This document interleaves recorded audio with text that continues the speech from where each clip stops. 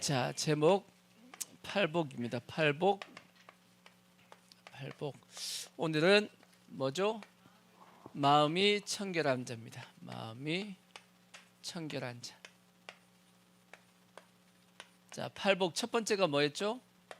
심령이 가난한 자는 복이 있나니 천국이 그들의 것이고, 두 번째는 애통하는 자는 복이 있나니 그들이 위로를 받는다 그랬습니다. 세 번째, 온유한 자는 복이 있나니 땅을 기업으로 받을 것이고, 네 번째, 의에 줄이고 목마른 자는 복이 있나니 저희들이 배부를 것임이고, 다섯 번째, 긍휼히 여기는 자는 복이 있나니 저희들이 긍휼히 여김을 받을 것이다 라고 말씀했습니다. 이제 몇 번째?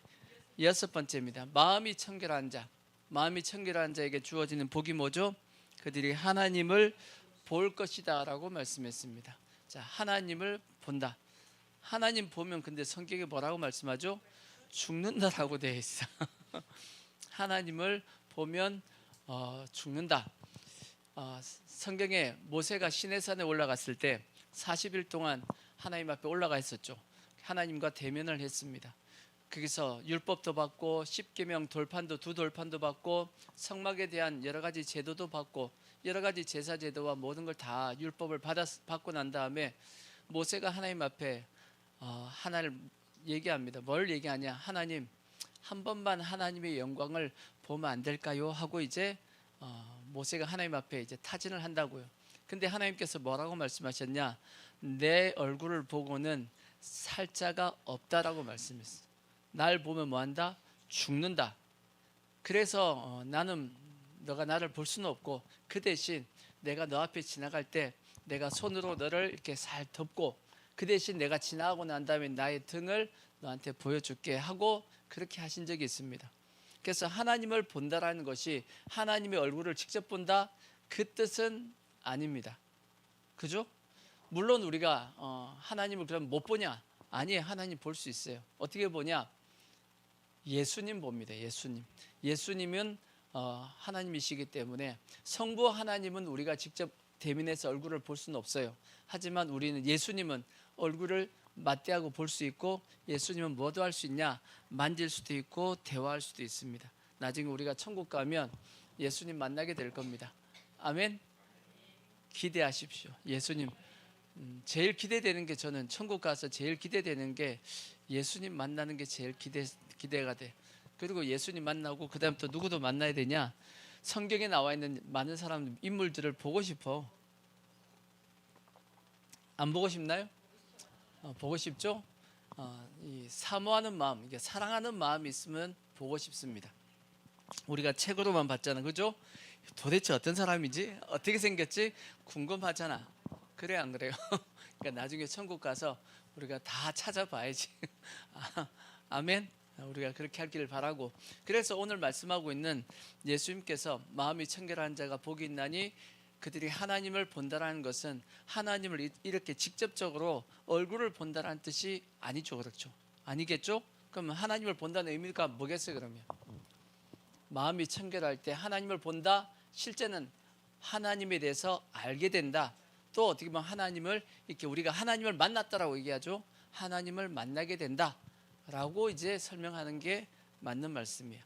그러니까 마음이 청결할 때 하나님에 대해서 뭐 할 수 있냐? 알 수 있고, 마음이 청결할 때 우리가 하나님을 만나게 되는, 하나님을 경험하게 되는 것이 마음이 청결한 자에게 주어지는 하나님의 예수님께서 말씀하신 복이다라고 말씀하고 있는 겁니다. 아멘. 그래서 그러면 왜 우리가 하나님을 만나야 되고 왜 하나님을 이렇게 알아야 되냐? 하나님을 알아야 되는 이유가 뭐겠어요? 성경에는 엄청나게 많은 이유가 설명이 되어 있습니다. 자, 가장 기본적으로 우리가 하나님을 알아야 되는 이유가 뭐냐? 하나님을 모르면 우리가 알고 있는 모든 지식은 다 뭐냐면 다 거짓입니다. 그러지 않나요? 성경의 잠언서에 보면 하나님을 경외하는 것이, 여호와를 경외하는 것이 뭐다? 지식의 근본이요 또 지혜의 근본이다라고 말씀했어. 근본이 뭔가? 근본, 기초라는 기초. 그 기초 위에 모든 지식이 다 쌓아져 가야 됩니다. 만약에 그 기초가 없는 상태에서 지식이 쌓아져 가면 기초가 없는 근본은 어떻게 되죠? 예수님께서 말씀했죠. 모래 위에 지은 집은 어떻게 된다? 비가 오고 창수가 나고 바람이 불고 하면 무너지듯이 모든 그 사람이 하나님이 없이 세워진 모든 지식은 언젠가는 다 뭐한다? 와르르 다 무너지게 된다라는 겁니다. 마치 뭐와 같이 바벨탑이 무너진 것처럼. 결국은 그래서 이 세상도 어떻게 되죠? 이 세상도 무너져요, 안 무너져요? 무너지거든. 요한계시록 보면 무너졌도다 무너졌도다 큰 성 바벨론이여. 이 세상을 하나님께서 뭘로 보고 계시냐? 바벨론으로 보고 계셔. 바벨론이라는 나라가 없어졌는데 그게 아니고 의미 자체가, 이 세상의 영적인 의미 자체가 뭐냐? 바벨론이요 애굽입니다. 세상 애굽과 바벨론, 이것은 다 뭐하게 된다? 다 무너집니다. 왜 무너지죠? 하나님이 없이 세워졌기 때문이에요. 다르게 얘기하면 하나님의 말씀을 어기고 세워진 것이 결국은 다 나중에 뭐가 되냐? 다 무너지게 됩니다. 바벨론도 무너졌죠. 왜 무너졌어요? 바벨론이 무너진 이유가 뭐죠?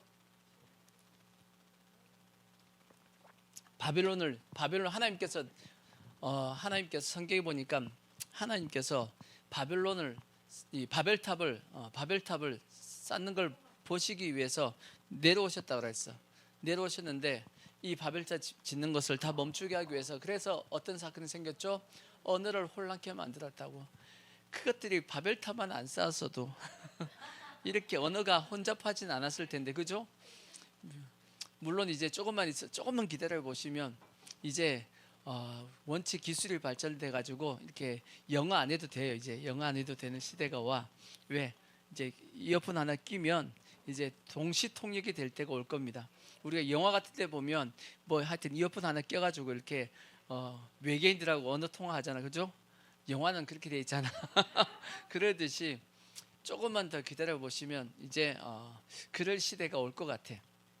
원체 기술이 발전돼 가지고 이어폰 하나 딱 꼽고 내가 한국말로 얘기하면 저 사람은 뭘로 들어요? 영어로서 그 사람 이어폰에서 이제 영어로 이제 듣게 되는 거.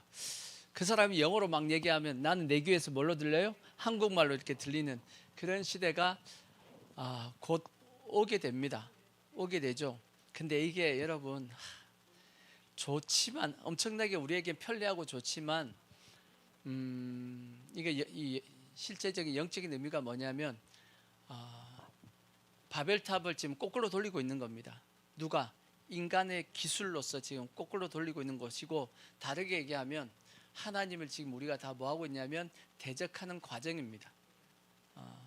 이게 결국은 하나님 앞에 다 뭐가 되는 거냐면 나중에 심판받는 이유입니다. 나중에 인간이 뭐까지 이제 지금 건드리고 있냐? 하나님의 주권까지 건드리는 겁니다. 하나님의 주권이 뭐죠? 생명입니다. 생명까지 인간들이 지금 뭐하고 있냐면 건드리고 있어. 생명까지도 인간이 자기 마음대로 지금 현재 하려고 지금 생명공학이 발전되고 있다고. 그러면 하나님께서는 어떻게 하시냐? 이 땅을 심판하시는 겁니다. 그게 이제 마지막 때 하나님의 이 권위에 도전하는 겁니다. 하나님의 주권에 도전하는 그런 건데, 바벨탑이 무너진 이유가 뭐죠? 바벨탑이 무너진 이유? 아까 말씀했죠. 하나님이 없는 지식은 무너진다라고 말씀했듯이 바벨탑은 하나님의 말씀을 안 믿어서 세운 겁니다. 그래요, 안 그래요? 바벨탑을 세운 이유가 뭐죠? 바벨탑을 왜 세웠어요? 바벨탑을 세운 사람이 누구죠? 니무롯이라는 사람이 니무롯이라는 사람 최초의 영걸이다라고 성경에 나와 있는데, 이 니무롯이라는 사람이 권력을 졌단 말이에요. 권력을 딱 졌더니 권력 맛이 너무 좋은 거야. 그러니까 계속 이 권력을 쥐기 위해서는 어떻게 해야 되냐? 부정선거를 해야 되는 거야. 이렇게 그 부정선거를 한 게 아니고, 이 계속 권력을 쥐기 위해서 뭐 한 거죠? 하나님이 심판하신다 할지라도 내 권력은 뭐 하지 않겠다? 뺏기지 않겠다. 근데 하나님이 그 바로 전에 무슨 일을 했어요? 홍수를 통해서, 물을 통해서 온 세상을 다 뭐 했죠? 심판하신 적이 있단 말이에요. 그래서 하나님이 심판하신다 할지라도 내 권력은 못 무너뜨리게 하겠다라고 세운 것이 뭐죠? 그게 바벨탑입니다. 바벨탑이 하나님이 물로 심판한다 할지라도 내 권력은 뭐 하겠다? 유지하겠다라고 만든 게 바벨탑입니다. 근데 그 생각 그 자체가 뭐 한 거냐? 잘못된 지식입니다. 왜냐? 하나님이 분명히 말씀했어요.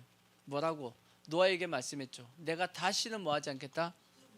다시는 내가 물로 심판하지 않겠다라고. 자, 창세기 9장 11절에 보시면, 창세기 9장 11절 보시면 그렇게 했다고. 자, 보시면 내가 너희와 언약을 세우리니 다시는 모든 생물을 뭘로? 홍수로 멸하지 아니할 것이라. 땅을 멸한 홍수가 뭐하지 않겠다.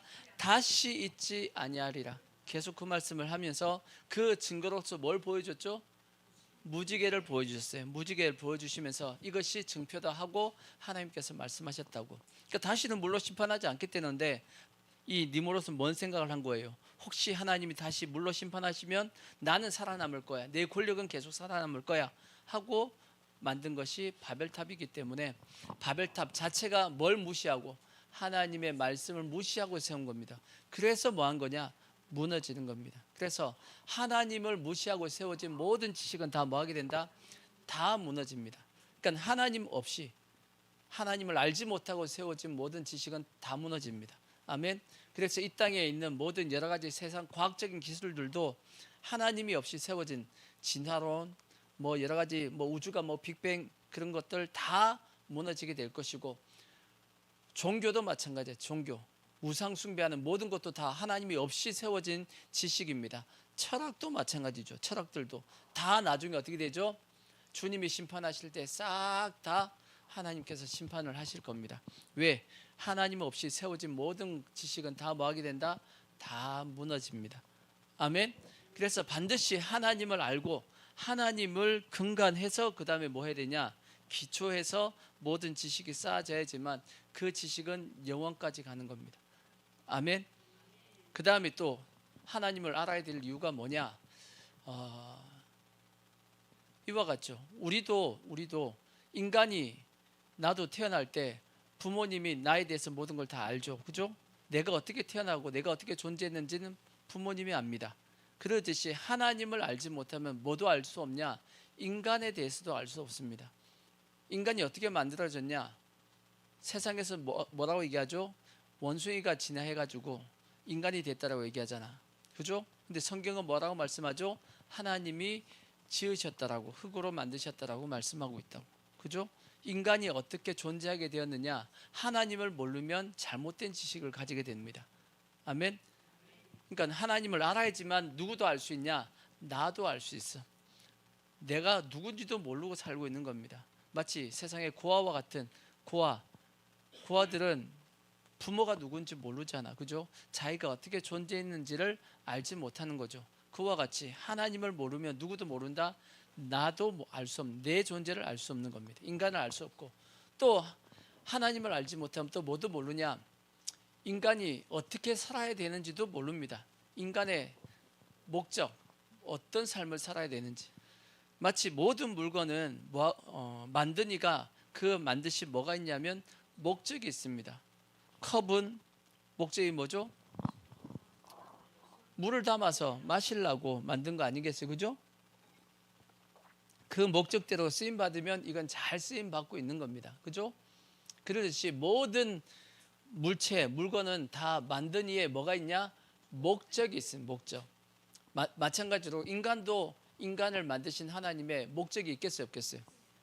목적이 있죠. 하나님께서 인간 만드신 목적이 뭐죠? 성경에 여러 가지 기록이 되어 있어요. 뭐 하나님을 찬양케 하기 위해서 뭐 이렇게 여러 가지 목적이 있는데, 가장 큰 목적이 뭘까? 하나님이 인간을 만드신 가장 큰 목적은 뭘까? 저는 생각하기에 하나님이 인간과 함께 하기 위해서 만들었어요. 자기와 함께 할 존재를 만들기 위해서 인간을 만드셨다라고 저는 생각합니다. 왜? 하나님이 자기 형상과 자기 모양으로 만들었거든요. 인간을. 뭐 하겠다는 뜻이에요? 인간 속에 하나님께 들어오셔가지고 영원토록 뭐 하겠다? 함께 하시기 위해서 만든 것이, 그게 하나님께서 인간을 만드신 목적이다라고 저는 생각을 합니다. 그래서 여러분이 가장 잘 사는 건 뭐냐? 여러분들의 삶 속에서 하나님과 함께 동행하고 있으면 여러분은 지금 하나님께서 만드신 목적에 따라 가장 잘 살고 있는 거야. 근데 그래서 하나님 없이 살고 있는 것은 그 목적을 벗어나서 살고 있는 거고 잘못 살고 있는 겁니다. 그래서 세상 사람들은 하나님이 있어요, 없어요? 하나님과 함께 하지 않거든. 지 마음대로 살아요. 잘못 살고 있는 겁니다. 우리는 하나님과 함께하고 살고 있기 때문에 우리는 잘 살고 있는 것이고, 그러니까 우리가 인간이 살아가는 그 목적을 우리가 정확하게 알 수 있기 위해서도 누구를 알아야 된다? 하나님을 알아야 됩니다. 마지막 한 가지를 더 얘기하면 하나님을 알아야 될 이유는 뭐냐? 구원받기 위해서, 영원한 생명을 얻기 위해서는 반드시 누구를 알아야 되냐? 하나님을 알아야 됩니다. 하나님이 없는 상태에서 영생을 얻을 수 있나요? 없습니다. 자, 요한복음 17장 3절에 보면, 요한복음 17장 3절에 보면 자, 이렇게 말씀했어요. 영생은 곧 유일하신 참 하나님과 그가 보내신 자 누구를? 예수 그리스도를 아는 것이다. 유일하신 참 하나님과 누구를 알아야 돼요? 그가 보내신 예수 그리스도를 아는 것이 곧 우리가 뭘 얻게 된다? 영생을 얻게 된다라고 말씀했어요. 영원한 생명입니다. 그러니까 예수 없이 하나님을 모르는 상태에서 영원한 생명을 얻어요, 못 얻어요? 얻을 수 없습니다.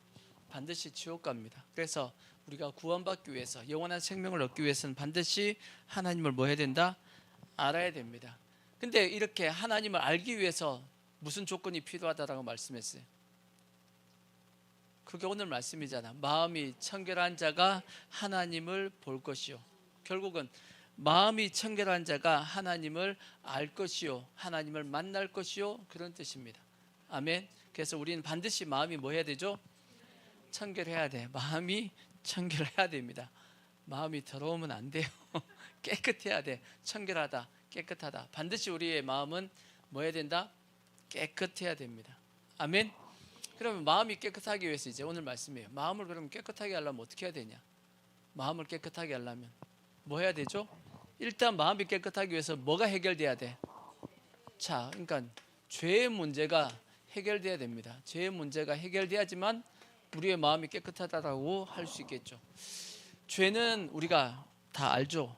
크게 두 가지가 있다 그랬습니다. 죄. 첫 번째가 뭐냐? 원죄가 있고 원죄. 그죠? 원죄는 뭐죠?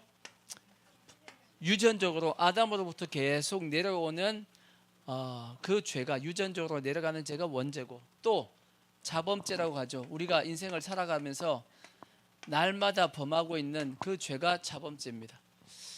이 원죄와 자범죄, 자, 로마서 3장 23절에 보시면, 자, 로마서 3장 23절, 이 원죄는 이렇게 다 해결되었습니다. 모든 사람이 죄를 범하였음에 하나님의 영광에 이르지 못하더니 그리스도 예수 안에 있는 속량으로 말미암아 하나님의 은혜로 뭐요?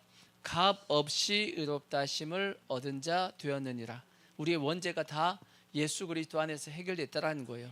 이 예수를 하나님이 그의 피로써 믿음으로 말미암는 화목제물로 세우셨으니 이는 하나님께서 길이 참으시는 중에 전에 지은 죄를 뭐하심으로? 중량합니다. 간과하신다. 관과하심으로 자기의 의로심을 나타내셨다라고 되어 있어요. 간과라는 뜻이 뭐죠? 제껴놨다는 뜻이에요. 제껴놨다. 완전히 사라진 게 아니야. 제껴놓은, 하나님께서 뭐 하시겠다는 뜻이냐면 안 보겠다는 뜻입니다. 안 보겠다는 뜻이야. 그는 제껴놨다는 뜻이야. 그러니까 하나님께서 그래서 우리가 이 죄인이, 하나님 앞엔 죄인입니다. 여전히 죄인이야. 죄인이지만 하나님께서 우리의 죄를 뭐 하겠다? 안 보시겠다라고 얘기했어요. 뭐가 있으면? 예수의 피가 있으면 하나님께서 안 보시겠다라고 그렇게 하셨단 말이에요. 그래서 우리는 반드시 뭘 통해서 죄사함을 받냐? 예수 그리스도의 피를 통해서만 죄사함을 받습니다. 아멘.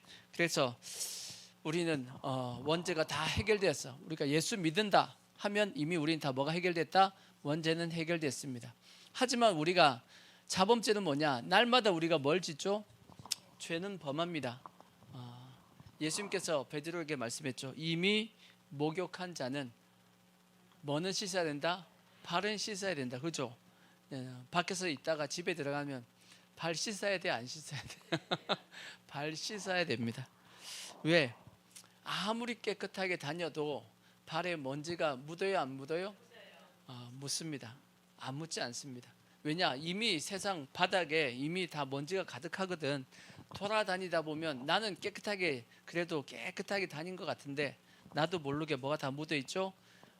이렇게 먼지가 묻어 있는 건 그건 어떻게 할 수가 없어. 그래서 우리가 세상에 살다 보면 내가 알든 모르든 간에 뭘 범하게 돼 있냐? 죄를 범하게 돼 있습니다. 그렇다면 그건 뭐 해야 되냐? 예수님께서 씻으라 그랬어. 그는 발은 씻어야 된다. 매일 씻어야 됩니다. 그죠? 매일 씻어야 되죠. 그죠? 일주일에 한 번 발 씻으면 안 돼. 발은 매일 씻어야 돼. 아시겠죠? 자, 매일 발 씻어야 되듯이 매일마다 우리는 뭐 해야 되냐? 회개하셔야 돼. 회개하셔야 돼. 아멘. 네, 기본적으로 회개하기 위해서는 세 가지의 조건이 필요하다 그랬죠. 그게 뭐냐면 지정의입니다. 우리가 회개하기 위해서 지정의가 필요하다 그랬어. 지가 뭐예요? 알지자입니다. 알지자. 내가 무슨 죄를 지었는지 알아야 돼요? 몰라야 돼요? 알아야 됩니다. 내가 무슨 죄를 지었는지 알아야 됩니다. 왜냐? 알아야지만 뭐가 가능하죠?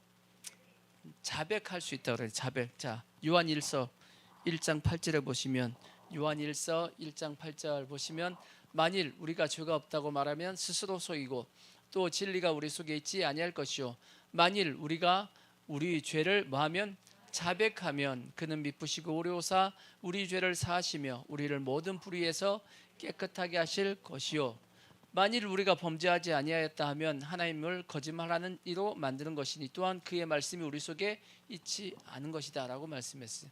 그러니까 죄를 사함받기 위해서는 뭐가 필요하냐?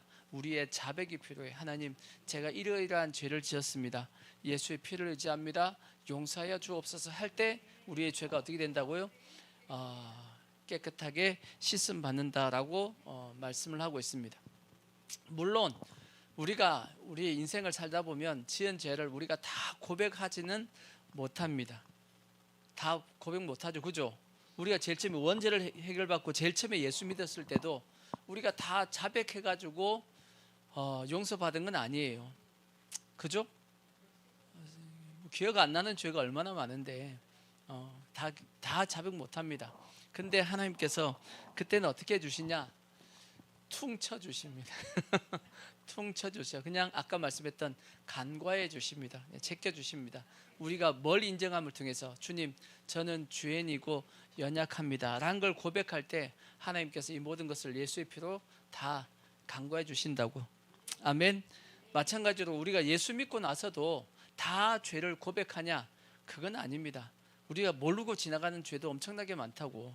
근데 그것도 주님께서 다 어떻게 해주시냐? 내가 모르는 걸 어떻게 하겠어? 그걸 자백할 수 없죠. 하지만 내가 무엇임을 고백할 때, 죄인임을 고백하며 우리의 연약함을 고백할 때 주님께서 뭐 해주시냐? 그것도 다 해결해 주십니다. 용서해 주십니다. 그 대신 하나님께서 이거는 그냥 넘어가서는 안 되지, 이거는 꼭 알아야 되지, 꼭 자백해야지 라고 하는 죄도 있겠어요 없겠어요? 있죠. 그런 건 어떻게 하시냐? 어떻게 하겠어요 하나님께서? 그건 어떻게 하시죠? 그거는 깨닫게 하십니다. 하나님께서 여러 가지 사건을 일으키시든지 나에게 기억나게 만드셔가지고 내가 그걸 고백해서 죄를 회개케 만드십니다. 그래야지만 내가 또 다시 그 죄를 짓지 않게끔 하시기 위해서 하나님께서 깨닫게 하시는 겁니다. 이건 내가 하는 것이 아니고 하나님께서 그렇게 나를 이끌어 가시는 겁니다. 우리는 뭐 하시면 되냐? 그걸 믿으면 됩니다. 그 대신 그래서 우리가 절대 해서는 안 되는 건 뭐냐면 누군가가 나에게 죄를 지적했을 때 너 이런 죄를 가지고 있어 라고 지적했을 때 우리는 절대 가져서는 안 되는 마음이 뭐냐?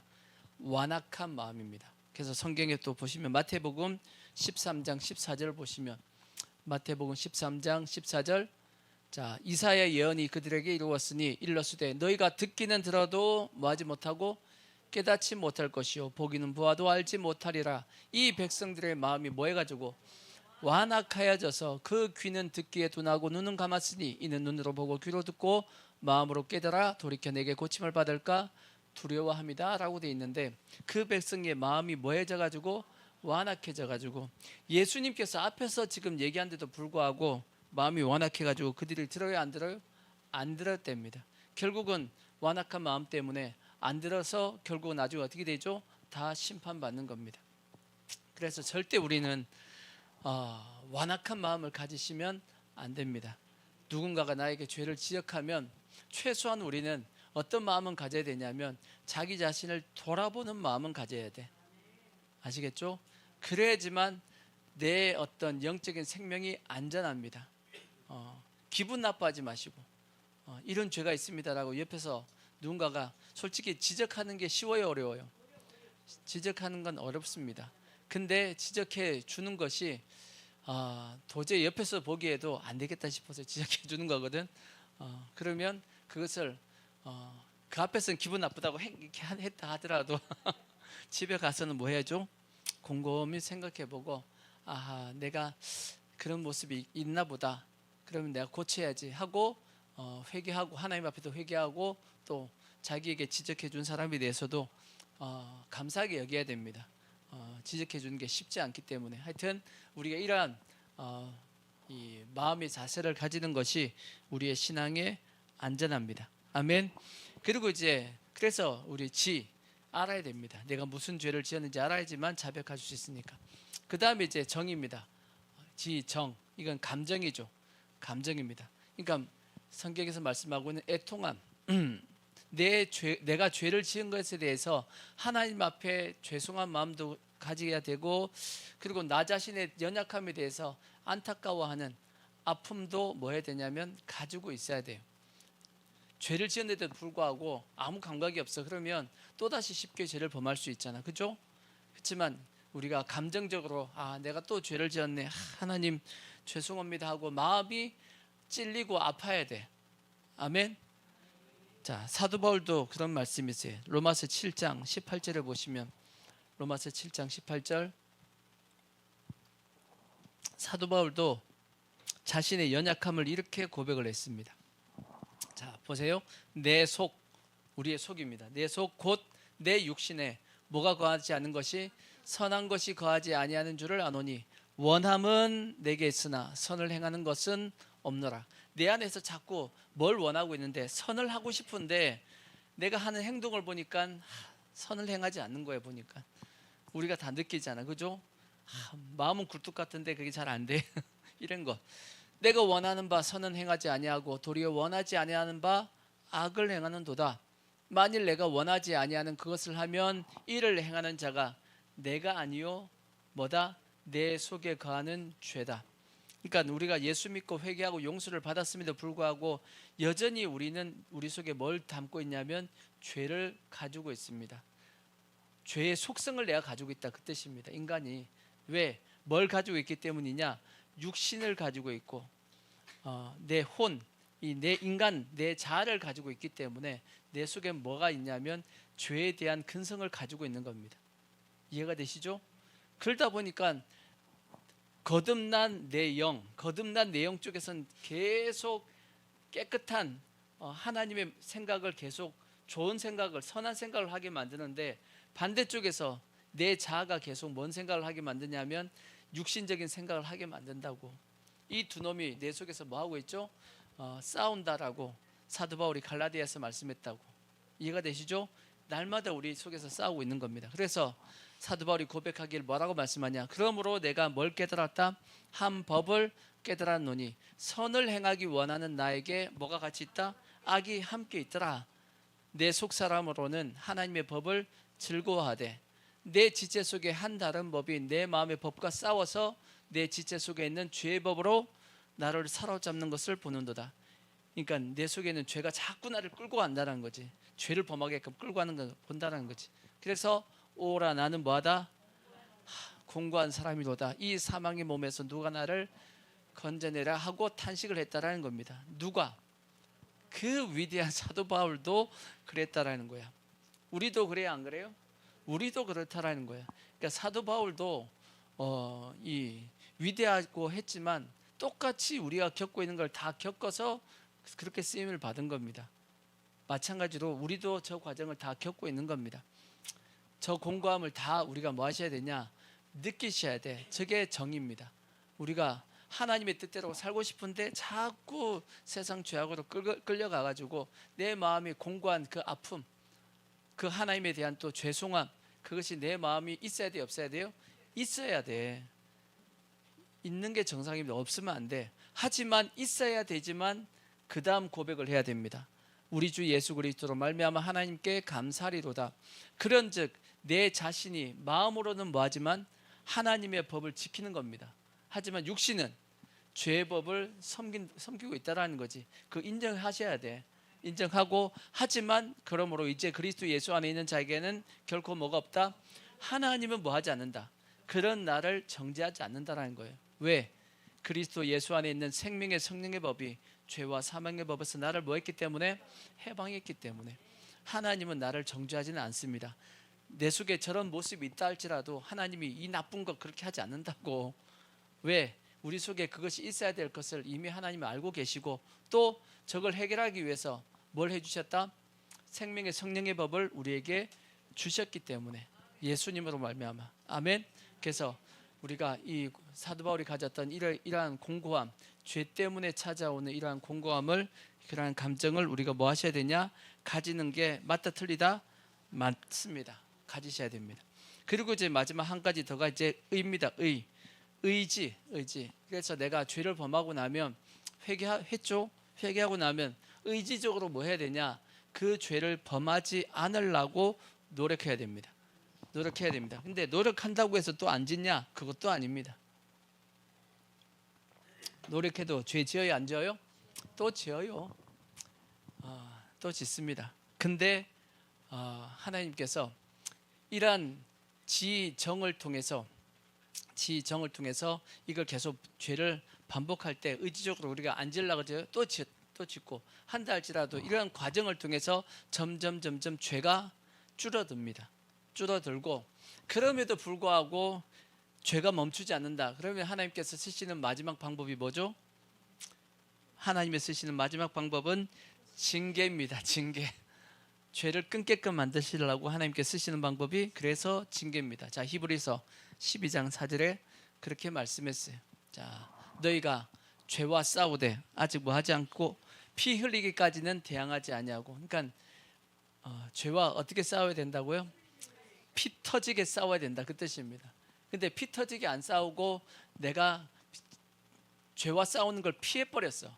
자꾸 피하니까 뭘 범하게 되죠? 죄를 범하게 된단 말이야. 그래서 하나님께서 안 되겠다, 내가 강제로 뭘 흘리게 만들어야겠다, 피를 좀 흘리게 만들어야겠다 해가지고 하시는 게 뭐냐면 징계입니다. 그래서 또 아들들에게 구하는 것 같이 너에게 권면하신 말씀을, 하나님의 말씀을 뭐 했다고요? 잊었다고. 잊으니까 안 싸우고 있는 거예요. 일러스되 내 아들아, 주의 징계하심을 경히 여기지 말며 그에게 꾸지람을 받을 때 낙심하지 말라. 주께서 그 사랑하시는 자를 징계하시고 그가 받아들이시는 아들마다 채찍질 하심이라 하였으니 너희가 참음은 징계를 받기 위함이라. 하나님이 아들과 같이 너희를 대우하시나니 어찌 아버지가 징계하지 않는 아들이 있으리요. 징계는 다 받는 것이오늘 너희에게 없으면 사생자요 친아들이 아니니라. 또 우리 육신의 아버지가 우리를 징계하여도 공경하였거든 하물며 모든 영의 아버지께 더욱 복종하여 살려 하지 않겠느냐. 그들이 잠시 자기의 뜻대로 우리를 징계하였거니와 오직 하나님은 우리의 뭘 위해서? 유익을 위해서. 그 죄를 끊어야지만 우리에게 실제적인 유익이 오니까 유익을 위하여 그의 거룩하심에 참여하게 하시느니라. 무릇 징계가 당시에는 즐거워 보이지 않고 슬퍼 보이나 후에 그로 말미암아 연단을 받은 자들은 의와 평강의 열매를 맺느니라. 그렇게 되어 있어요. 그 징계를 통해서 결론적으로는 의와 평강의 열매를 맺는다라는 거예요. 아멘. 그래서 하나님께서 이런 과정을 통해서 우리의 죄를 뭐 하시냐? 끊어 가신다라는 거예요. 더욱더 정결하게 깨끗하게 만들어 가신다는 겁니다. 아멘. 근데 중요한 것은 지정의로 인해서 죄가 사함받는 건 아니에요. 이건 죄를 끊어가는 과정이지. 우리의 죄를 사함받는 것은 뭘 통해서? 오직 예수 그리스도의 피를 통해서만 죄 사함을 받습니다. 그러니까 예수 그리스도의 피 안에서 이렇게 생각하셔야 돼. 예수의 피 안에서 뭐가 있어야 되냐? 지정의가 있어야 돼요. 아시겠죠? 요거 없이 요것만 있으면 죄 사함을 받을까 안 받을까? 그 죄 사함 안 됩니다. 마치 내가 뭔 죄를 지었는지 알아. 저 이런 죄 지었어요. 그리고 마음이 아파. 그리고 내가 다시 그 죄를 안 지었어. 그럼 그 죄가 없어졌나요? 죄를 용서함 받지는 못했습니다. 왜? 죄를 용서함 받는 것은 오직 뭐 때문에? 예수의 피를 통해서만 죄사함을 받기 때문에. 그래서 반드시 지정의도 어디 안에 있어야 된다? 예수의 피 안에 있어야 돼요. 아시겠죠? 죄사함을 받는 건 예수의 피입니다. 아시겠죠? 자, 그걸 꼭 기억해야 될 것이고, 그리고 이제 그래서 하나님을 우리가 알기 위해서는 마음이 뭐 해야 되는데? 청결해야 되는데, 청결하기 위해서 뭐 해야 된다? 일단 죄의 문제를 뭐 해야 된다? 해결해야 됩니다. 해결해야지만 일단 내 심령을, 내 마음을 어떻게 할 수 있다? 깨끗하게 청결하게 할 수 있습니다. 두 번째, 그럼 깨끗하게 했으면 뭐 해야 되죠? 이제 마음을 뭐 해야 되죠? 지켜야 됩니다. 지켜야 된다. 더러워지지 않게끔 해야 될 거 아니야, 그죠? 한번 깨끗하게 했다고 그걸로 끝나는 게 아니잖아. 계속 들어온 것이 들어와요, 안 들어와요? 계속 들어오잖아. 마귀가 가만히 놔둬요, 안 놔둬요? 가만히 안 놔둡니다. 계속 끊임없이 우리에게 유혹하고 미혹해서 뭐가 들어오게끔, 내 마음 가운데 죄가 들어오게끔 계속 뭐하냐? 공격한다라고 성경이 말씀하죠. 마치 뭐와 같이? 우는 사자와 같이 삼킬 자를 찾고 있다라고 성경이 말씀하고 있으니까 반드시 우리는 뭐 해야 되냐? 내 마음을 지켜야 됩니다. 어떻게 지켜야 되냐? 내 마음을 깨끗하게끔 지켜야 됩니다. 그걸 순결이라 그래. 순결. 뭐 하게끔 지켜야 된다? 내 마음이 순결하게끔 뭐 하셔야 되냐면 지키셔야 됩니다. 근데 이 마음을 지키는 게 쉬워요, 어려워요? 이것도 쉽지 않습니다. 왜? 끊임없이 마귀가 나를 무너뜨리기 위해서, 내 마음을 더럽히기 위해서 공격하기 때문에. 그럼 뭘로 공격하냐? 많이 공격하는 것이 뭐냐면 세상 문화입니다. 문화. 세상의 어떤 문화를 통해서 나도 모르게 자연스럽게 내 마음 가운데 뭐가 들어오게끔, 세상에 죄악된 것이 들어오게끔, 스며들게끔 계속 들어온다고. 어떻게 보면 우리 지금 늘 가지고 다니는 핸드폰도 마귀가 쓰는 도구입니다. 이거 참 조심해서 써야 돼. 그래야 안 그래요? 우리 주위에 지금 너무 많거든. 너무 지금 마귀가 우리를 미혹하게 하려고 쓰는 도구들이 엄청나게 많습니다. 그래서 예수님께서 뱀같이 지혜롭고 비둘기처럼 순결해야 된다라고 그렇게도 말씀을 하셨는데 쉽지 않습니다. 끊임없이 우리를 공격하기 때문에. 그래서 절대 우리는 세상의 문화와 세상의 어떤 유행과 세상의 어떤 그러한 모습을 따라가면 안 됩니다. 그래서 세상과 뭐 해야 되냐? 다르게 살아야 돼. 예수 믿는 사람은 예수 믿는 사람과 같이 살아야 됩니다. 자, 그 예를 하나 들면, 자, 마태복음 5장 38절 보시면, 마태복음 5장 38절, 예수님께 이렇게 말씀하신 적이 있어요. 자, 또 눈은 눈으로, 이는 이로 갚으라 하였다는 것을 너희가 들었으나, 물론 이것은 구약의 율법의 말씀입니다. 근데 하나님께서 구약의 율법을 저렇게 말씀을 주신 이유가 뭐냐? 눈은 눈으로, 이는 이로, 목숨은 목숨으로, 생명은 생명으로 갚으라 했던 이유가 뭐죠? 실제는 그렇게 갚으라고 하신 이유가 아니에요. 실제는 하나님의 본 뜻은 뭐냐? 율법을 다 함축했더니 뭐가 나왔죠? 율법을 이렇게 함축하면 뭐가 나오죠? 두 가지가 나옵니다. 하나님 사랑과 이웃 사랑. 그 예수님께서 말씀했다고. 온 율법의 강령이라고. 마음을 다하고 뜻을 다하고 힘을 다하고 목숨을 다하여 주 너희 하나님을 사랑하라 하셨으니 이것이 첫째 되는 계명이요 둘째도 이와 같으니 네 이웃을 내 몸과 같이 사랑하라. 그렇게 이것이 모든 율법, 온 율법의 강령이다라고 예수님께서 말씀했잖아요. 그죠? 그래서 율법을 다 이렇게 짜고 넣으면 뭐가 나오냐? 하나님 사랑과 이웃 사랑이 나온다고. 그래서 이 원래 하나님께 주신 이 말씀도 뭐에서 나온 거죠? 사랑에서 나온 거야. 갚으라고, 눈은 눈으로, 원수를 갚아야 돼. 그 뜻으로 주신 말씀이 아니고, 그만큼 너가 상대방을 아프게 하려 그러면 너도 그만큼 아픈 걸 알아야 된다. 그러면 상대방을 뭐 하지 않게끔, 아프게끔 안 하게끔 한다라는 거지. 그거 하려고 하나님께서 이렇게 제정해 놓았는데, 사람들은 그거는, 사랑은 다 빼버리고 눈은 눈으로 그냥 갚아야 돼 하고 원수를 갚으려고 했단 말이에요. 그래서 예수님께서 그거 아니다라고 말씀하신 것이 이 부분입니다. 또 눈은 눈으로, 이는 이로 갚으라 했다는 것을 너희가 들었으나 나는 너에게 이르노니 악한 자를 뭐하지 말라? 대적하지 말라. 누구든지 내 오른편 뺨을 치거든 왼편도 돌려대며. 때려봐 때려봐 이렇게 하면 안 돼. 그건 더 싸우자는 거고. 때려봐 때려봐 아니에요. 또 너를 고발하여 속옷을 가지고자 하는 자에게 겉옷까지도 가지게 하며, 또 누구든지 너로 억지로 오리를 가게 하거든 그 사람과 심리를 동행하고, 내게 구하는 자에게 주며 내게 꾸고자 하는 자에게 거절하지 말라. 내 이웃을 사랑하고 내 원수를 미워하라 했다는 것을 너희가 들었으나 나는 너에게 이르노니 너희 원수를 사랑하며 너희를 박해하는 자를 위하여 기도하라. 왜? 하나님도 그와 같이 하셨다. 이같이 한즉 하늘에 계신 너희 아버지의 아들이 되어진다. 이는 하나님이 그 해를 악인과 선인에게 비추시며 비를 의로운 자와 불의한 자에게 내려주십니다. 하나님도 그렇게 했으니까 너희들도 그렇게 해야 된다라고 말씀하셨는데, 뭔 말씀을 드리고 싶냐? 세상은 이렇게 간다 할지라도 우리는 말씀대로 가야 돼. 아시겠죠? 그래야지만 뭘 하냐면 내 마음을 뭐 할 수 있냐? 지킬 수 있는 겁니다. 세상이 맞다고 해서 우리도 다 그게 따라가면 내 마음도 뭐 하게 되냐? 같이 더러워진다고. 우리는 어디에다 맞추고 살아야 되냐? 하나님의 말씀에다가 맞추고 살아야 됩니다. 아멘. 그것이 성경은 뭐라고 말씀하냐? 그게 성경에서는 십자가의 도라고 말씀했어. 자, 고린도전서 1장 18절 보시면, 고린도전서 1장 18절, 십자가의 도가 멸망하는 자들에게는 미련한 것이요 구원을 받는 우리에게는 하나님의 능력이다라고 말씀했어요. 세상에 보기에는 아까 예수님께서 말씀했듯이 오른팔 때리면 왼팔도 돌려대라고 말씀했죠. 저렇게 하면 세상에서는 엄청 어떻게 터져. 더 맞는다고. 세상에 오른팔 때리고 왼팔 돌려대면 안 때릴 것 같아요? 때리죠. 더 맞아. 더 맞는다고. 더 손해봅니다. 더 피해를 당하고 더 고난을 당합니다. 그럼에도 불구하고 예수님께서 저렇게 하라고 하신 이유는 뭐냐? 그래야지만 뭘 지켜요? 우리의 마음을 지킵니다. 우리가 하나님의 순교를 지킬 수 있기 때문에 세상과 똑같이 대하지 말라, 그렇게 말씀을 하고 있는 겁니다.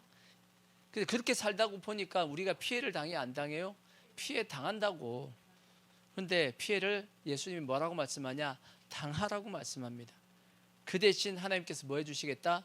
은혜와 능력을 우리에게 베풀어 주겠다라고 말씀하는 거야. 그래서 세상이 보기에는 우리가 뭐하게 보여요? 미련하게 보여. 그렇지만 이 미련함 속에 하나님의 능력과 지혜가 나타난다라고 말씀하고 있는 거예요. 그게 십자가의 도입니다. 아멘. 그래서 우리는 반드시 뭘 지키셔야 되냐? 우리의 순결한 이 믿음, 마음을 뭐 하셔야 되냐면 지키셔야 됩니다. 아멘. 자, 고린도후서 7장 1절도 보시면 지키라고 되어 있어요. 고린도후서 7장 1절 보시면, 자, 그런즉 사랑하는 자들아, 이 약속을 가진 우리는 하나님을 두려워하는 가운데 거룩함을 온전히 이루어 육과 영의 온갖 더러운 곳에서 자신을 뭐하자? 깨끗하게 하자. 그 뒤에 11장 3절도 보시면, 11장 3절, 자, 11장 3절도 보시면, 자, 뱀이 그 관계로 하와를 미혹한 것 같이 너희 마음이 그리스도를 향하는 진실함과 깨끗함에서 떠나 부패할까 두려워한다 그랬어요. 그러니까 끊임없이 마귀가 찾아와서 미혹을 한단 말이에요. 그래서 우리가 이 진실함과 깨끗함을 무너뜨리려고 누가 찾아온다고요? 마귀가 찾아오니까 이걸 지키라 하고 말씀을 하고 있는 겁니다. 아멘. 그래서 우리가 잠언서의 말씀, 자, 잠언서 보자고. 잠언서 4장 23절, 우리가 잘 아는 말씀이죠. 4장 23절, 모든 지킬 만한 것 중에 더욱 뭘 지켜라? 내 마음을 지키라. 생명의 근원이 이에서 남이니라. 그래서 이렇게 마음을 지키기 위해서 뭐 해야 되냐? 뭘 내 입에서 내지 말고 구부러진 말을 내 입에서 버리며. 말인데 말은 바르게 말해야 될 거 아니야, 그죠? 말을 어떻게 한다고요? 구부려서 말을 한대. 절대 꼬지 마십시오, 말을. 구부려서 얘기하시면 안 돼. 그 다음에 삐뚤어진 말을, 이게 삐뚤어진 꽈배기도 아니고 삐뚤어지게 말하지 말며 입술에서 멀리하라. 내 눈은 뭐하고? 바르게 보고 내 눈꺼풀은 내 앞을 곱게 살펴 내 발이 행할 길을 평탄하게 하며 내 모든 길을 든든히 하라. 좌로나 우로나 치우치지 말고 내 발을 악에서 떠나게 하라 그렇게 말씀했어요. 그래야지만 뭘 지킨다? 내 마음을 지킨다라고 말씀을 하고 있는 겁니다. 그래서 죄의 문제가 해결됐다라면 우리는 뭘 지켜야 된다? 마음을 지켜야지만 마음을 청결하게 할 수 있습니다. 그러니까 마음을 계속 지키고, 그래서 내 마음이 항상 뭐가 머물게끔 해야 되냐? 성경에 보니까 선한 마음, 또 선한 양심을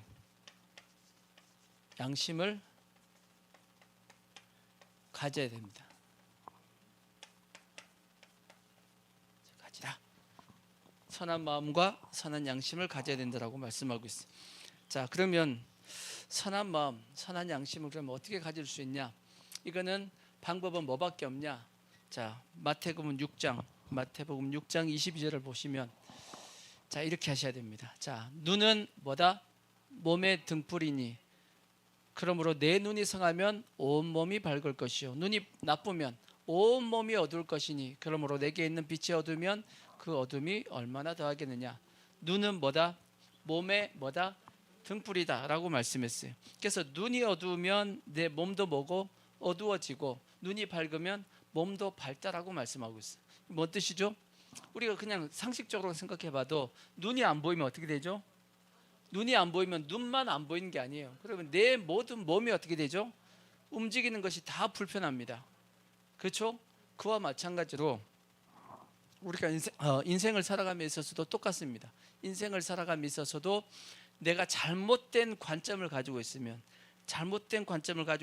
그의 모든 삶이 다 잘못된 삶을 산다, 그 뜻입니다. 그래서 세상에서 보통 얘기하듯이 인생의 가치관, 바른 가치관을 가지고 있으면 바르게 살아가지만 잘못된 가치관을 가지고 있으면 잘못되게 살아갑니다. 신앙도 마찬가지예요. 바른 신앙관을 가지고 있으면 신앙생활을 바르게 하는데, 잘못된 신앙관을 가지고 있죠? 그러면 잘못된 행동을, 잘못된 신앙의 모습을 갖추게 됩니다. 이런 것들이 상당히 많죠. 특히나 우리나라 같은 경우가 지금 현재 이게 문제가 많단 말이에요. 좌파의 세계관을 가지고 있는 사람들이 많습니다. 좌파의 세계관을 가지고 있는 사람들은 특징이 뭐죠? 얘기해도 대화가 안 통해. 대화가 안 통한다는 얘기를 하죠? 설득이 안 됩니다. 왜 안 되냐? 물론 영적인 부분도 있지만 이게 보는 관점이 완전히 다릅니다. 저 사람이 보는 관점하고 우리가 보는 관점이 다른데, 어느 게 그럼 맞냐? 성경이 맞습니다. 성경적인 관점에서 보는 것만 맞습니다. 그래서 성경은 뭐라고 말씀하고 있냐면, 하나님께서 우리를 구원시킬 때 제일 먼저 하시는 게 뭐냐? 예수 믿는 사람들을 구원시킬 때 제일 먼저 하시는 게 뭐냐? 뭐부터 하시겠죠? 뭐부터 하시죠? 우리가 구원받은 걸 뭘로 알 수 있냐? 내 안에 성령이 와 계시면 내가 구원받은 걸 알 수 있는 거죠. 내가 내 안에 성령이 와 계신지 안 계신지 어떻게 알죠? 제가 말씀했죠. 수요일 날도 말씀했나? 내 안에 성령이 와 계신지 안 와 계신지 어떻게 알 수 있어요? 자, 다시 말씀드리면, 내가 구원받았는지 안 받았는지, 구원받았는지 안 받았는지는 뭘로 확인되어지냐? 내 속에 성령이 들어와 있으면 구원받은 거고, 내 속에 성령이 안 들어와 계시면 구원 안 받은 거예요. 맞죠? 그러면 내 속에 성령이 들어와 있는지 어떻게 알아? 내게 성령이 들어와 있는지 안 들어와 있는지 딱 한 가지로 알 수 있다고 그랬어요. 뭐냐? 고린도전서 12장 3절 보시면, 고린도전서 12장 3절 뭐라고 말씀했죠? 그러므로 내가 너에게 알리노니 하나님의 영으로 말하지 아니한 자는 누구든지 예수를 저주할 자라 하지 아니하고, 또 성령으로 아니하고는 누구든지 예수를 주시라 할 수 없다라고 돼 있어요. 내 속에 성령이 와 계신 가장 확실한 증거는 뭐냐면, 내가 예수님을 뭐라고 불러요? 주님이라고 불러. 진짜 이거는 거짓으로 부르는 게 아니고 내 마음이 진실함을 가지고 주여라고 부르고 있다라면, 예수님을 주라고 하고 있다라면 내 안에 누가 와 계신 거죠? 성령님이 와 계신 거야. 그러니까 내 안에 성령님이 와 계시니까 나는 구원 받았어요, 안 받았어요? 받았습니다. 증명이 된다고, 증명이. 근데 성령님께서 내 안에 와 계시면 맨 먼저 뭐 하시죠? 하시는 게 뭐죠?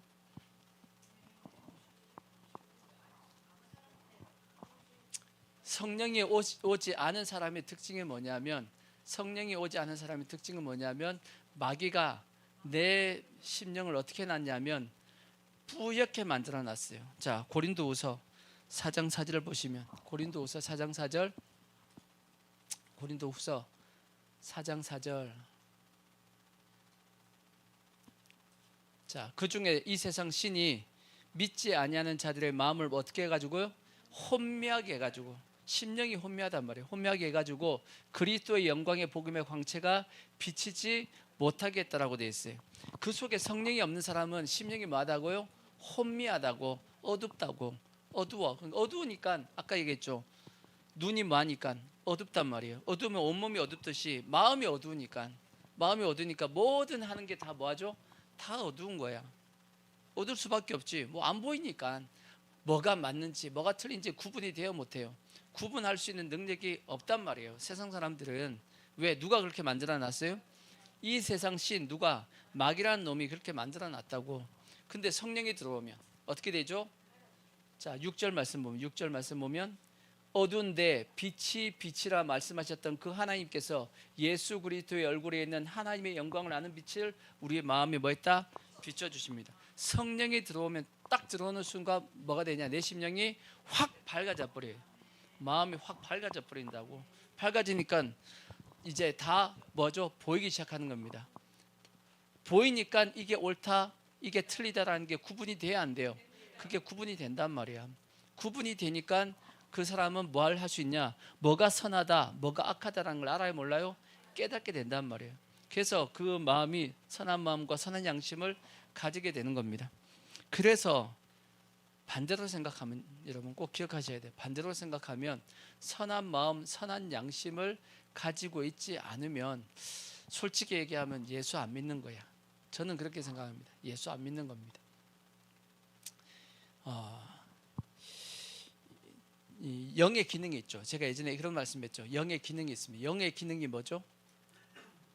영의 기능이 다 까먹었죠. 감사합니다. 늘 까먹어야 돼. 그래 내가 설교할 게 있지. 영의 기능은 세 가지라 해서 세 가지. 첫 번째 양심, 두 번째 직관. 직관이 뭐죠? 하나님의 뜻을 깨닫는 능력이 직관입니다. 세 번째 뭐죠? 성령의 교통입니다. 성령님의 교통하심, 영의 능력입니다. 내 안에 있는 영의 기능이라고. 이것이 뭐냐면 영의 기능이라고. 근데 성령님이 내 안에 딱 들어왔고 밝게 확 보게 만들죠. 보게 만드는 순간 뭐가 확 살아나냐? 우리 속에 있던 영의 기능이 확 살아난단 말이에요. 그 살아날 때 뭐가 확 살아나냐면 양심이 살아납니다. 양심이 살아난다고. 그게 확 살아난다고요. 그래서 예수를 탁 믿게 되면 평상시에는 죄같이 안 보이던 것들이 예수를 믿는 순간 다 뭘로 보이냐면 죄로 보이기 시작해. 뭐가 살아났기 때문이에요? 양심이 살아났기 때문이야. 양심의 기능이, 영의 기능이 회복됐기 때문입니다. 근데도 불구하고 양심을 자꾸 속여요. 머리를 살살 굴려가지고 구원 받을까? 난 그 사람들 구원 받았으면 뭐가 살아났어요, 그렇죠? 양심 살아났어야 될 거 아니야. 근데 양심 없이 계속 행동을 하고 있네. 구원 받았나? 저는 솔직히 안 받았을 것 같다는 생각이 솔직히 듭니다. 성경에 보면, 자, 디모데전서 4장 2절에 보시면, 디모데전서 4장 2절에 보면 자기 양심이 화인을 맞아서 외식함으로 거짓말하는 자들이라 그렇게 되어 있습니다. 양심에 뭘 맞아가지고? 화인이 뭐죠? 불화살입니다. 불화살 딱 맞으면 여기가 양심이 타버렸어. 타가지고 이 양심이 이제 우리가 이게 뭐죠? 이렇게 화상을 입어가지고 이렇게 쭈글쭈글하게 된 게 있죠. 그러면 그 살이 죽은 거거든. 살이 기능이 사라진 겁니다. 그러듯이 양심의 기능이 뭐한 거죠? 불화살을 맞아갖고 사라져 버린 거야. 그러니까 양심이 죽어 있으니까 입에서는 뭘 얘기하냐면 거짓을 얘기해도 뭐가 없죠? 찔림이 없다는 뜻이에요. 죄책감이 없다는 뜻입니다. 그러니까 쉽게 뭐하죠? 거짓말을 하는 거지. 그러니까 특히나 교회 내에서도 세상에서만 정치하는 게 아닙니다. 교회 내에서도 큰 교회는 뭐가 많냐면 교회 내에서 정치질을 하는 사람들 많습니다. 교회 중지주중에서 네 편 내 편 만들려고 그러고 자기 따르게 만들려고 그러고 머리 살살 굴려가지고 성경에 간교하다 그랬죠. 간교, 간계, 관계를 꾸며 자꾸 관계를 꾸미고 그 자체가 뭐냐면 그 심령이 뭐였다는 뜻이냐? 양심에 화인 맞았다라는 거예요. 근데 한국 교회 많거든. 그래서 난 솔직히 가끔씩 우스갯소리로 이런 얘기, 이런 예화를 들잖아요. 천국에 갔는데 일반 성도들이 이제 죽어서 이제 천국 갔습니다. 예수님께서 기쁘게 환영했어. 근데 목사님이 천국에 왔대. 그랬더니 예수님께서 신발도 안 신고 뛰어나왔어. 왜? 목사 오기가 더 힘들거든. 목사가 천국 오기가 더 힘들어. 뭔 뜻이죠 이게? 그만큼 목회자들이 지금 양심 없이 타락했다는 뜻이거든. 교회 중직일수록 천국에 오기 힘들다라고 얘기한 이유가 그런 것 때문입니다. 그 양심이 화인 맞아가지고 거짓되기 때문에 영의 기능이 죽은 거죠. 영의 기능이 죽었다는 게 곧 죽은 심령이라는 뜻이고 예수 안 믿는 뜻이고 그 안에 성령이 안 계시다는 뜻입니다. 근데 그것이 지금 현재 한국 교회의 현실의 모습이다라고. 그래서 심각하게 생각하셔야 됩니다. 그래서 절대 우리는 양심에 화인 맞아서는 안 되고 느끼셔야 돼. 양심이 살아나셔가지고 죄에 대해서 민감할 수 있어야 됩니다. 그래서 내 뭘 지켜야 되냐? 선한 마음과 선한 양심을 뭐 하셔야 되냐? 지키셔야 돼. 특히나 부모님들은 자녀들에게 어릴 때부터 그걸 가지게끔 만들어줘야 돼. 그게 뭐냐면 끊임없이 말씀을 가르쳐야 됩니다. 예수님께서 이렇게 말씀하신 적이 있어요. 자, 마태복음 12장 33절을 보시면 마태복음 12장 33절 자 보시면 나무도 좋고 열매도 좋다 하든지 나무도 좋지 않고 열매도 좋지 않다 하든지 하라. 그 열매로 나무를 아느니라. 독사의 자식들아 너희는 악하니 어떻게 선한 말을 할 수 있느냐? 이는 마음에 가득한 것을 뭐한다? 입으로 말함이라. 선한 사람은 그 쌓은 뭐에서? 선에서 뭘 내고? 선한 것을 내고 악한 사람은 그 쌓은 악에서 악한 것을 낸다라고 되어 있어요. 내가 선하면 선한 것이 나오고 악하면 악한 것이 나온다라고 말씀했어요. 그래서 비슷한 말씀이 또 있어요. 자, 디도서 1장 15절을 보시면 비슷한 말씀이에요. 깨끗한 자들에게는 모든 것이 깨끗하나 더럽고 믿지 아니하는 자들에게는 아무것도 깨끗한 것이 없고 오직 그들의 마음과 양심이 더럽다라고 말씀했어요. 내 마음과 양심이 깨끗하면 다 깨끗하게 보입니다. 근데 내 마음과 양심이 뭐하면 더러우면 다 더럽게 보이는 겁니다. 마치 뭐하고 똑같으냐? 색안경을 끼면 다 색안경을 끼면 그 색으로 보이는 거야. 그래서 내 마음이 뭐 해야 된다고요? 선하고 그다음 내 양심이 깨끗해야 됩니다. 그래야지만 내가 뭐 할 수 있냐면 마음을 청결한 것을 유지할 수가 있습니다. 아멘. 그래서 우리는 뭐 해야 되냐? 자, 디모데전서 1장 5절. 디모데전서 1장 5절을 보면 이런 말씀이 있어요. 이 교훈의 목적은 우리의 복음의 목적을 이렇게 얘기합니다. 청결한 마음과 선한 양심과 거짓이 없는 믿음에서 나오는 사랑이다라고 돼 있죠. 경계의 목적, 예전에는 교훈의 목적이 경계의 목적이라고 돼 있었어. 무슨 목적이요?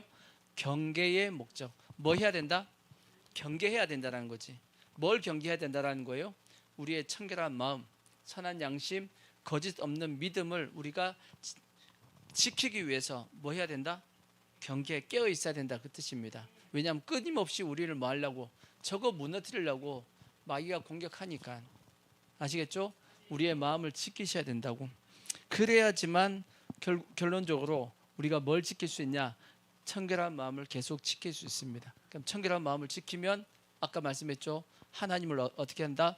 볼 수 있다. 다르게 얘기하면 하나님을 알 수 있다라고 말씀했어요. 하나님을 알 수 있다. 다르게 한번 생각해 보시면 이렇게 생각할 수 있어요. 내가 마음이 청결할 때 하나님을 보게 된다는 또 다른 의미는 뭐냐? 내가 마음이 청결할 때 하나님이 나에게 뭐 하신다는 뜻이냐면 나타내 보여주시겠다는 뜻이에요. 결국 내가 하나님 보고 싶대서 보는 것이 아니고 하나님이 나한테 자신을 보여주셔야 돼. 그죠? 근데 하나님이 누구에게 자기 자신을 보여주시냐? 누구에게요? 마음이 청결한 자에게 보여주시겠다는 뜻입니다. 그럼 하나님이 자기를 보여주시면 뭐 하시겠다는 뜻이죠? 그 사람을 통해서 그 사람에게 하나님의 은혜와 능력을 부어주시겠다는 뜻입니다. 그러듯이 그래서 우리는 마음이 뭐 해야 되냐? 청결하셔야 돼. 아멘. 청결하기 위해서는 죄의 문제 잘 날마다 해결하시고 또 뭘 지키자고요?